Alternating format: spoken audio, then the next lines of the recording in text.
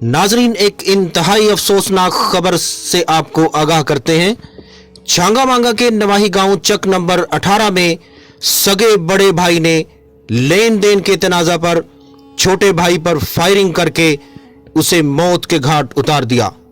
Firing से 30 साला छोटा भाई आबिद जान बहक। वाकया के फौरी बाद मुलजिम साजिद ने भी गंदम की गोलियां खाकर खुद सोजी कर ली और एक ही खानदान के दो चिराग हमेशा के लिए गुल हो गए। खून सफेद हो गया, पहले सुनते थे लेकिन आज साबित भी हो गया है।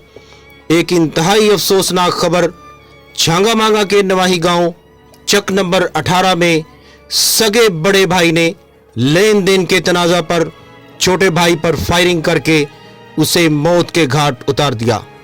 फायरिंग से 30 साला छोटा भाई आबिद जान बहक।